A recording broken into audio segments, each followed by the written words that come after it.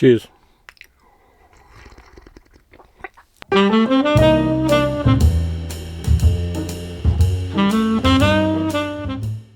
Hi and welcome to the channel. This is the video where I do the last 4 of the top 10 movies that the subscribers and viewers picked for me to review out of a list of 32 movies that I gave to them.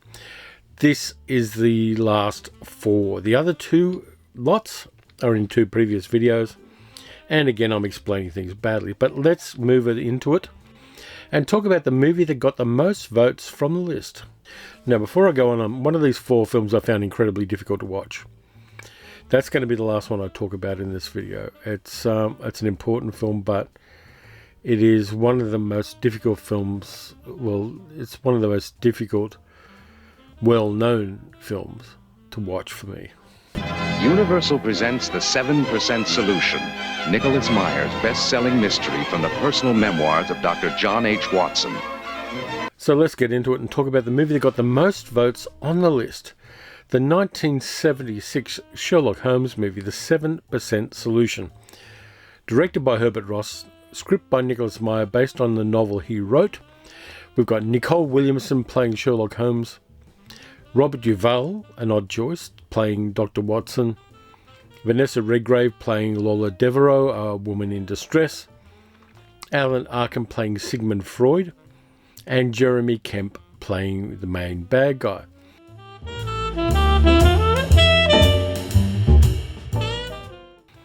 This is a Sherlock Holmes movie that gets a little bit forgotten when people talk about Sherlock Holmes films, because it doesn't exactly retcon Sherlock Holmes as much as it elaborates on what is in the canonical texts of Sherlock Holmes. Sherlock Holmes used cocaine. That's written by Arthur Conan Doyle. And very little was talked about his childhood and his obsession with Professor Moriarty. All of this gets dealt with in this movie in a delicious way. It's a really nice package, filmed partly in Europe and partly in London. It gives us a very interesting Sherlock Holmes. Now, Nicole Williamson was an incredibly eccentric actor. He did all sorts of weird and wonderful things. He was a jazz singer, amongst other things. He sang Darktown Strutter's Ball to Richard Nixon at the White House once.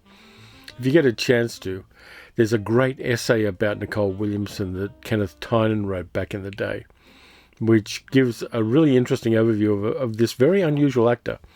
And his Sherlock Holmes has to go through some interesting arcs. Intense cocaine addiction, the paranoia that comes from that, the calculating detective Sherlock Holmes has to be there. And as a grace note at the end, we get a kind of softer and more reticent Holmes. It's a really nicely gauged performance. And Nicole Williamson is one of those actors that, if you've seen a number of his films, things like The Reckoning and The Wilby Conspiracy, which I really should talk about on the channel, he makes a really interesting Sherlock Holmes, and he is one of those actors who I never didn't enjoy on the screen. And that's a kind of rare thing. There are always actors whose movies you kind of go, what? But Nicole Williamson, for me, is one of those actors that I really appreciated. And Robert Duvall playing Watson, even though his accent is slightly off, I think he's a solid Watson. He isn't the clownish buffoon that we had from the early days in the Basil Rathbone Sherlock Holmes movies. He's very much an ex-soldier. He's very much a doctor as well. We see him being a doctor in the film. And he is really a solid character. In one stage, he actually punches Sherlock Holmes. Then we get Alan Arkin playing Sigmund Freud. And it's a nice role for Arkin. You've got to remember he started out as a folk singer, but then he became a serious actor. Then he started to do comic roles as well. And this one kind of balances things. The kind of intelligence of Sigmund Freud is on display in this movie. And Arkin does a really nice job of the character. And Vanessa Redgrave isn't given much to do because she's mostly a kind of damsel in distress, which for a strong an actor as Vanessa Redgrave was, isn't really playing to her strengths. But I think she does a really nice job of playing a woman who is being manipulated by several men during the course of the movie. We get a nice little turn by Charles Gray playing Mycroft Holmes, and we get to see a little bit of the interior of the Diogenes Club. which for Sherlock Holmes fans like me is nice. And we get Joel Grey in a small role as a very slimy little fixer in Vienna. The action scenes are quite well done. There's an action scene involving Lipizzaner horses. There's a whole bunch of saber fighting on top of moving trains. It's a fun romp of a film, but it also gives us a really interesting Sherlock Holmes, and I really like this movie for that reason. It works. The music by John Addison is very good as well. John Addison did the music for a lot of Mel Brooks movies in the 1970s as well. His music for things like High Anxiety is incredibly underappreciated. But the look of the film is fantastic. They used a lot of locations in Europe, and it really does give you a feel, more than many Sherlock Holmes films that I've seen, of kind of late 19th century England and Europe. The location scouts on this movie deserve a gold stamp because they really did a terrific job of finding the places that would make each scene just pop. Even in minor scenes where Holmes and Watson are chasing down Joel Grey's character, they find an enormous, beautiful library in Vienna to film that, and it really lifts what's a fairly ordinary but crucial scene into something special, and I like that a lot. There are some shots along the Rhine River which are very beautiful at the end of the film as well. It's a lush film. It gives us an interesting and complex Sherlock Holmes, and I think this may be one of the first 3 or 4 Sherlock Holmes movies where it gives us a Sherlock Holmes you can believe as a human being as well as a character. That movie is a fun one to watch, and I will watch it every few years and enjoy it again. It's rich, it's kind of intelligent, it's compassionate, and for me it just worked. Before I get off the 7% solution, there's a great scene in a brothel in this movie where the Madame of the brothel, played by Regine, sings Stephen Sondheim's The Madame song, which is an incredibly naughty song. And it's the lyrics are especially on point. They're clever, they're recursive, they're really kinky. So if you go to YouTube and type in the Madame song Sondheim, you're going to find a few different versions of that song, which will give you the full scope of the naughtiness of that particular song. But moving along. Next movie is a very tough movie from 1965. It's Sidney Lumet's The Hill, starring Sean Connery, Harry Andrews, Roy Kinnear's in it as well, Ian Bannon, Ian Hendry, Ossie Davis is in there as well, Alfred Lynch. It's one of the toughest and grittiest movies that Connery did in the 60s. Now, in 1965, Sean Connery was known for James Bond. He was getting himself a bit stereotyped. Yes, he did Marnie for Alfred Hitchcock, but he was still playing a suave, sophisticated in that. And Connery, being a clever person, didn't want to get stereotyped as just James Bond, so he did a few interesting projects, particularly in the 1960s and early 1970s, to kind of break that mold. One of them was A Fine Madness, where he plays an insane New York poet against Gene Seberg, which is another weird film. But he also did this one, The Hill, which is a tough, gritty prison drama set in a British military prison in North Africa during World War II. And it is a complex, dense, tough drama. In it, Sean Connery plays a guy called Roberts, who is brought into the prison camp, which is run by Harry Andrews. Even though there is a CEO and a chief medical officer, the chief medical officer is played by Michael Redgrave. Harry Andrews' character, Sergeant Wilson, runs the place. He is the swinging dick in this prison. There are 2 officers just below him, one played by Ian Bannon, the other by Ian Hendry. And Ian Hendry's character wants Harry Andrews' job and undermines him. Harry Andrews had trained soldiers during the war, which was a bit of a complex task, given that he was also gay. But leaving that aside, he is really riveting in this. Roberts, the character played by Sean Connery, is a kind of career soldier who is in prison for smashing the front teeth of his commanding officer, who ordered his soldiers into battle, and all of the soldiers died.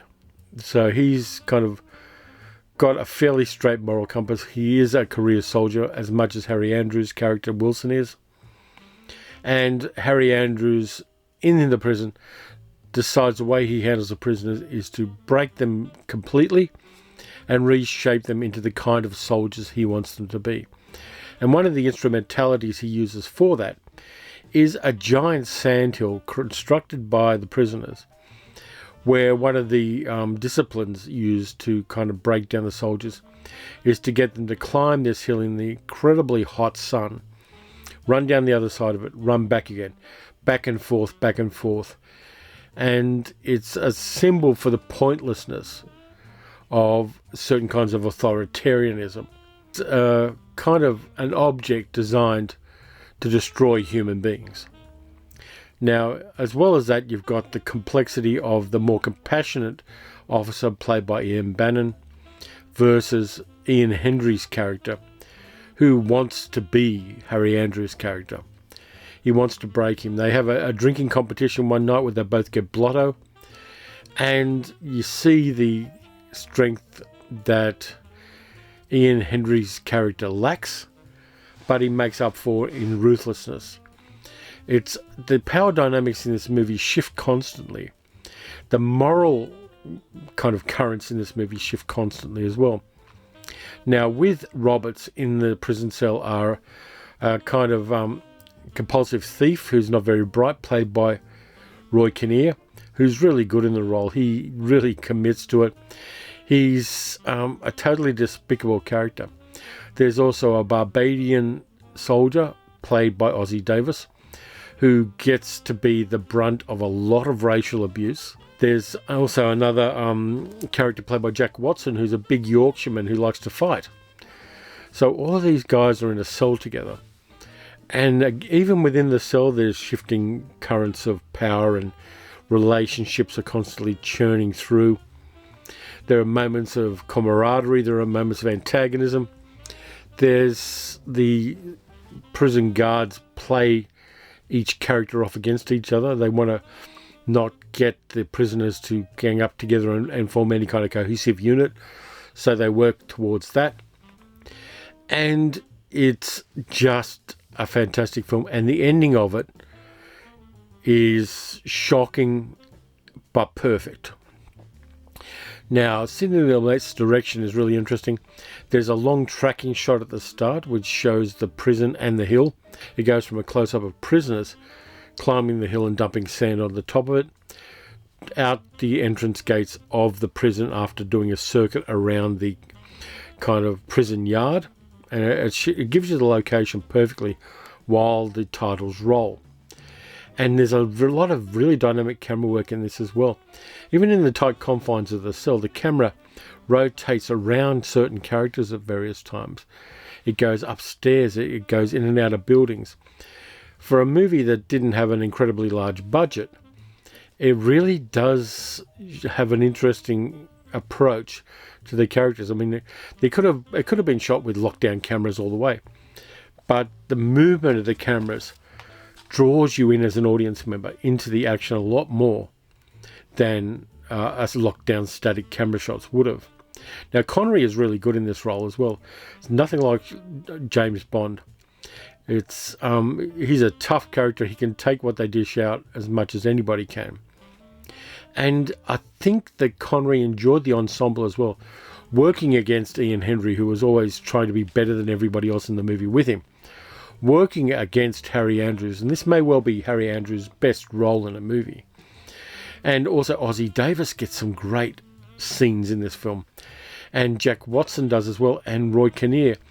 Every actor with a major role in this film gets their moment to shine and gets their moment in the spotlight. And I like that. Michael Redgrave's medical officer, who is just kind of ticking and flicking as the men come in to be checked, finds his own strength during the movie. Alfred Lynch plays a character who really shouldn't be in the army. He's not suited to it. He wants to go home and be with his wife. He tried to run away from the front line and run away and hop aboard a ship to get back to England. Wasn't successful. He's too fragile a character, not only for the army, but for this prison. And he gets to really show his acting chops.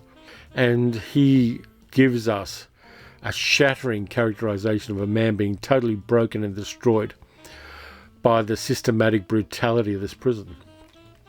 The Hill is a movie you should check out. It's not a big film. It's not a perfect film. But it shows a whole bunch of really good actors going head to head and making something greater than the parts. It really does have what it takes to be a very memorable movie.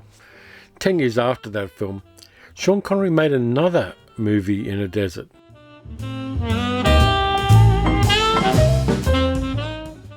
In 1975, he worked with John Huston, Michael Caine, and Saeed Jaffrey and Christopher Plummer in The Man Who Will Be King.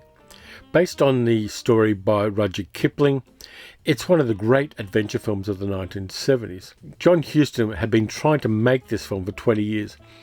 Originally, he wanted Clark Gable and Humphrey Bogart to play the two lead roles in this. That's how far back it went. But Bogart got sick with what turned out to be a terminal illness, and Gable got older. And yet, Huston had this as one of his kind of bucket list projects. And in 1975, he got the opportunity to make it. It was made in Morocco, in North Africa, rather than in India and Afghanistan, the way the movie is actually set.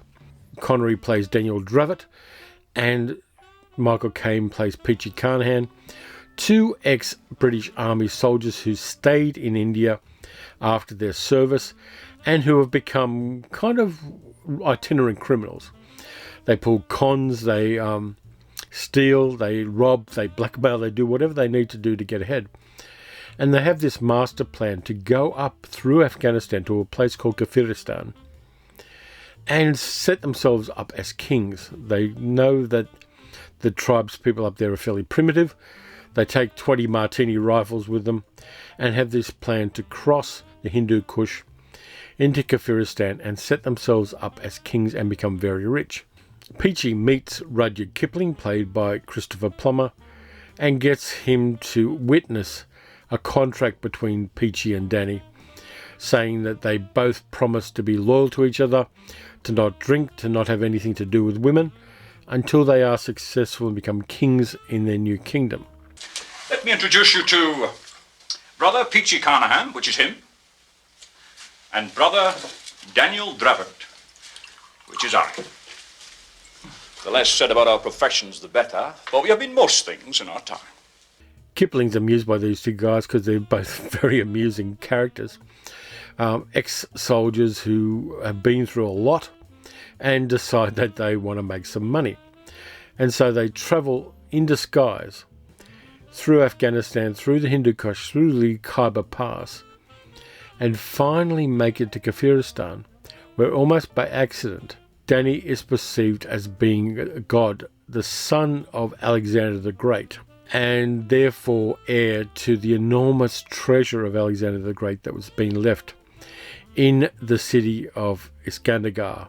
Now, they get a bit lucky when they're coming through because they meet a Gurkha who has been left behind by a previous expedition, a guy called Billy Fish, played by Saeed Jaffrey, who works as a translator and interlocutor for them with the local people, who have their own religion, their own belief systems, and whom the two dodgy soldiers unite into one nation in quite an amusing way. And this movie has just such a good look to it. The locations are fantastic. There are a few matte paintings by Albert Whitlock which really enhance the look of the film. Connery has never kind of been this light and amusing in a film before or after. He's the silly one of the two, whereas Peachy is a lot more grounded. And when Danny finally kind of starts believing his own PR, Peachy is the moral compass for the two of them. He's slightly more intelligent than Danny is, and tries to keep them grounded, tries to keep them on the plan, whereas Danny who has never gotten too much respect in his life suddenly has all the respect there can be in this kingdom and starts believing that he might be a god himself. That, of course, leads ultimately to tragedy. Now, the frame story in this is terrific. The bits right at the start where, after 3 years, on this crazy mission these two soldiers have, Kipling meets Peachy again, and at the end of the film where Peachy finishes telling Kipling his story, are incredible moments of cinema. There's a magic and a mythology and a sad grandeur to the story of Danny and Peachy, which lands perfectly. I think it's a masterfully made piece of cinema. It's a great action film. It can be seen to have a subtext about the colonization of other nations and the hubris of the British Empire, particularly when it was colonizing and occupying parts of Southern Asia. It's just a richly drawn world, which gives us a really satisfying and intense action film. There are incredible moments of humour in it. There are incredible moments of grandeur in it. There are incredible moments of tragedy in it. It's really a good template for anybody who wants to make an epic action film. It's a better film than Indiana Jones movies and things like that. It's a better action film than Indiana Jones movies. It's very, very satisfying ultimately. And the final moments of the film where Peachy leaves Rudyard Kipling a present really land with an emotional impact that you don't expect from an action film. That's the third film. 3 movies got 21 votes from the viewers in this list of movies. They were The Guns of Navarone, A Kiss Before Dying, and Judgment at Nuremberg. One of those films I didn't want to win, so I got my smart speaker to pick a number between 1 and 3. I had each of them listed, and it picked the one I didn't want to do. Now, this isn't to say the movie is not fantastically good. It is. It's an incredibly important movie, but it is one of the hardest movies for me to watch. And that movie is 1961's Judgment at Nuremberg.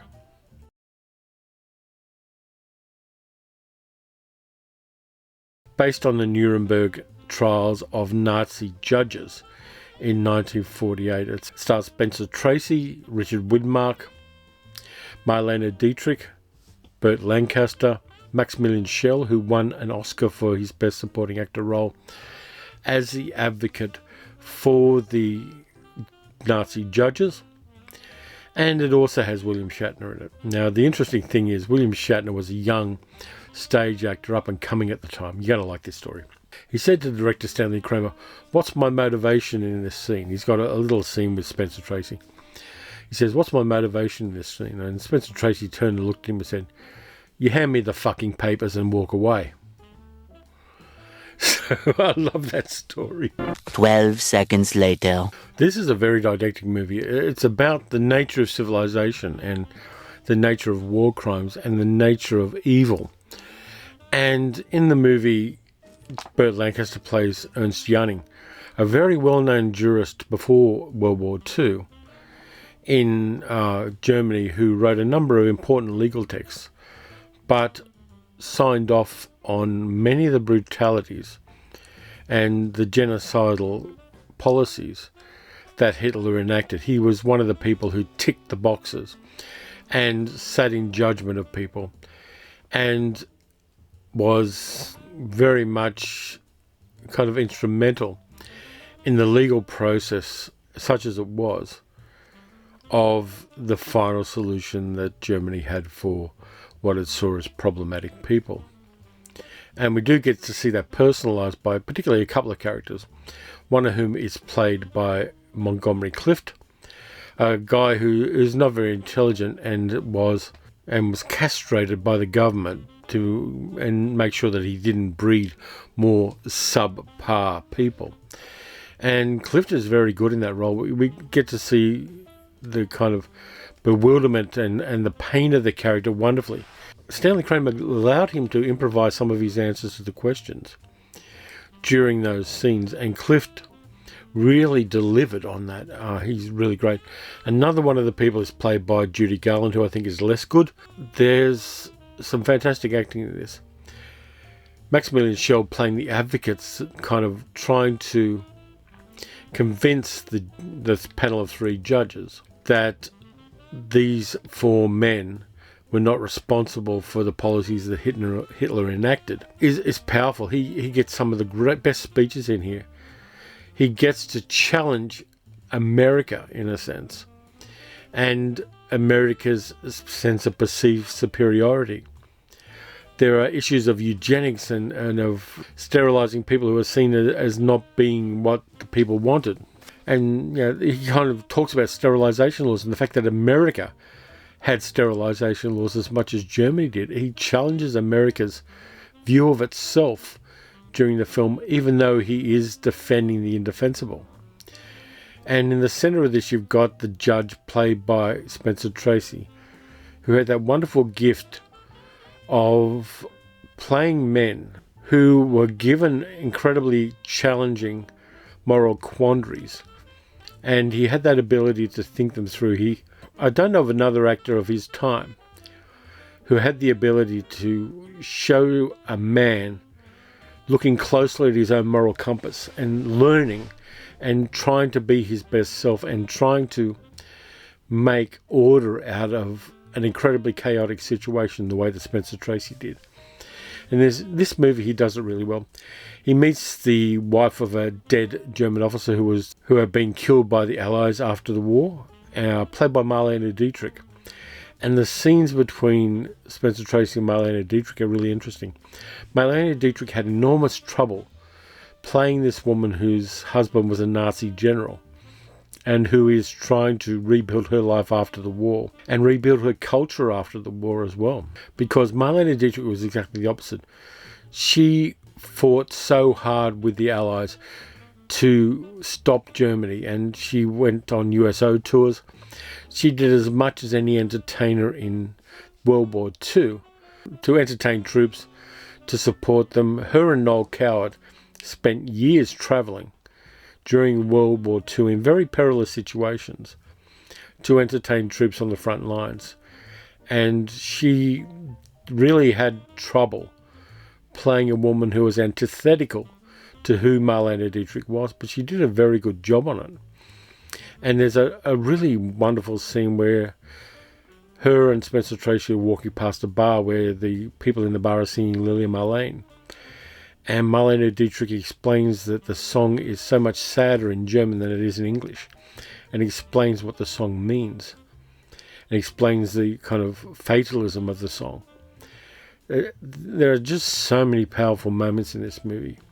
And Richard Widmark playing the prosecutor, who was a soldier who was one of the first soldiers into Dachau, along with some famous American filmmakers as well, some people who were better known for making movies, were embedded with the troops who found the concentration camps and took footage of it. And the scene that makes this movie so hard for me to watch is the scene where Richard Widmark's character shows film of the death camps, the British soldiers who had to bulldoze bodies into trenches because they couldn't just let them rot where they were. And the numbers of corpses and the piles of jewellery and eyeglasses and shoes and clothing and the gas ovens and the cans of Zyklon B. It's incredibly hard to watch. It's traumatic to watch. It took me 10 hours maybe to kind of shake off the feelings I had watching that. But I think it's important that, particularly at the time, and even now, a movie shows honestly what happened, because they're back. The kind of people who allowed these things to happen are back. And we have to fight them with every weapon we have and with every means available to stop that kind of authoritarianism, which starts slowly. It started after World War I with the reparations and the hyperinflation in Germany. And people were desperate to do anything to regain their sense of self and their sense of nationhood. And there are predators waiting to capitalize on that in every culture, in every time. And this movie has those contemporary resonances now. Things we saw recently in the US and the things that we're seeing in Ukraine and Russia right now are all reflected in this movie. But it is incredibly traumatic to watch. I wouldn't recommend everybody watch it. I have Jewish friends that wouldn't watch it for so many obvious reasons.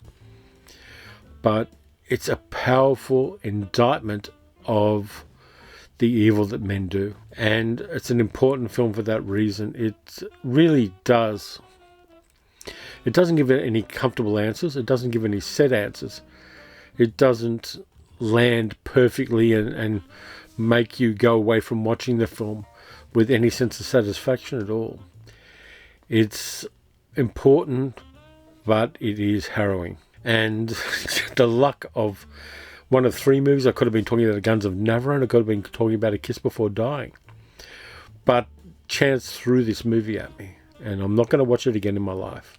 It's a very important piece of cinema, and showing that documentary footage in the movie gives us an idea of why those characters were on trial and why the real life equivalents of those characters were on trial, and how they tried to justify what they did and they tried to excuse what they did. And the movie also talks about things like, how did Germany walk away from those horrors that people knew were happening? They saw the trains going past where they lived. They could see the smoke on the horizons.